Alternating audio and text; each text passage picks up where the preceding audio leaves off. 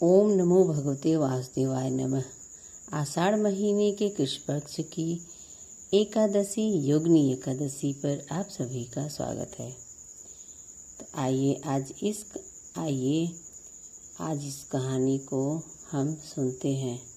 क्या आप जानते हैं कि एक छोटी सी भूल की वजह से एक जीते जागते इंसान का पूरा शरीर कोढ़ की बीमारी से गलने लगा था और वे अपनी बेहद खूबसूरत पत्नी से हमेशा के लिए दूर हो गया था। लेकिन सिर्फ एक व्रत ने उसकी किस्मत को रातों रात बदल दिया। जी हाँ, ओम नमो भगवते वासुदेवाय। भगवान विष्णु की योगिनी एकादशी में इतनी शक्ति है कि वह बड़े से बड़े पाप और भयंकर से भयंकर बीमारी को जड़ से भी खत्म कर देती है। अगर आप भी अपने दुखों से मुक्ति पाना चाहते हैं तो इस पावन कथा को पूरा जरूर सुने। तो चलिए आज हम सुनते हैं श्री हरिनारायण की योगिनी एकादशी की कथा। पौराणिक समय की बात है। अलकापुरी नाम की एक बेहद आलीशान और खूबसूरत नगरी थी। वहाँ के राजा थे कुबेर, जिन्हें हम धन का देवता भी कहते हैं। राजा कुबेर भगवान शिव के बहुत बड़े भक्त थे और नियम से उनकी पूजा करते थे।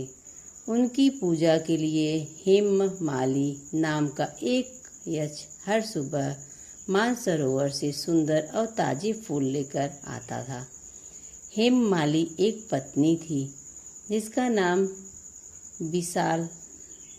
विशालाक्षी, वह बिजली की तरह चमकने वाली बेहद खूबसूरत स्त्री थी।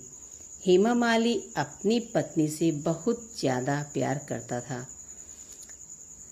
एक दिन क्या हुआ, हेममाली सुबह सुबह मानसरोवर से सुंदर फूल तोड़ लाया, लेकिन घर लौट पर वह पत्नी के प्यार में इस तरह खो गया कि उसे समय का ध्यान ही नहीं रहा। इधर राजा कुबेर दोपहर तक भगवान शिव की पूजा की थाली सजाकर बैठे रहे। समय बीतता गया पर फूल नहीं आए। राजा कुबेर गुस्से से कांपने लगे। उन्होंने अपने सैनिकों से कहा, जाओ पता करो वो हेममाली कहाँ रह गया। सैनिकों ने आकर बताया, महाराज हेममाली तो अपने घर पर अपनी पत्नी के साथ व्यस्त है। यह सुनते ही राजा कुबेर को गुस्सा आ गया और उन्होंने चिल्लाकर कहा, उस मूर्ख को तुरंत मेरे सामने हाजिर करो। कांपता हुआ हेममाली राजा के दरबार में पहुंचा। गुस्से से लाल कुबेर ने कहा, पापी, तुमने वासना के चक्कर में आकर देवों के देव महादेव की पूजा का अपमान किया है। मैं तुम्हें श्राप देता हूँ कि तुम इसी वक्त स्वर्ग से सीधे धरती पर गिरोगे। तुम्हारी पत्नी तुमसे हमेशा के लिए बिछड़ जाएगी और तुम्हारे पूरे शरीर में एक भयानक कोढ़ की बीमारी हो जाएगी। राजा का श्राप मिलते ही हेममाली स्वर्ग से सीधे पृथ्वी पर आ गिरा। उसका सुंदर शरीर कोढ़ की बीमारी से सड़ने और सफ़ेद दाग और घाव हो गए। वह अपनी प्यारी पत्नी के लिए तड़पने लगा। उसे न दिन में भूख लगती न रात को नींद आती। वह भूखा प्यासा जंगल में भटकता रहा, लेकिन क्योंकि वह पहले भगवान की सेवा करता, उसके मन में पछतावा था। वह रोता रहता। आवाज़ में थोड़ी राहत। रात को नींद नहीं आती।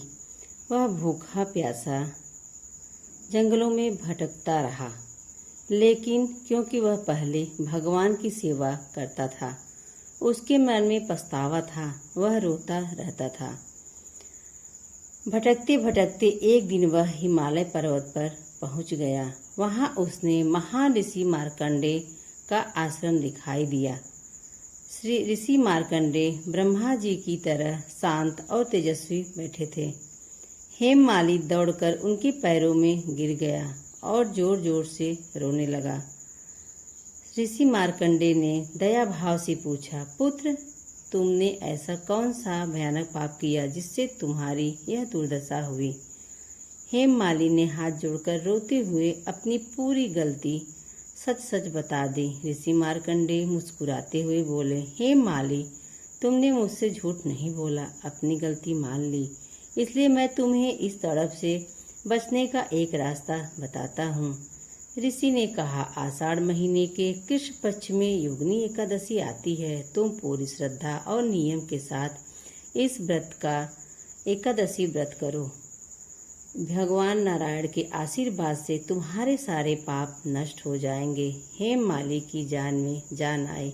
उसने ऋषि को प्रणाम और जैसे ही योगिनी एकादशी आई उसने पूरी निष्ठा से व्रत रखा, भगवान की विष्णु की पूजा की और रात भर जागकर कीर्तन किया। भक्तों, योगिनी एकादशी का व्रत पूरा होते ही एक बहुत बड़ा चमत्कार हुआ। हेममाली का कोढ़ का रोग गायब हो गया। उसकी त्वचा सोने जैसे चमकने लगी। वह पहले की तरह सुंदर और स्वस्थ हो गया। भगवान की कृपा से वापस पत्नी के पास स्वर्ग लौट गया, खुशी खुशी रहने लगा। तो भक्तों, यह हमारी योगिनी एकादशी की महिमा जो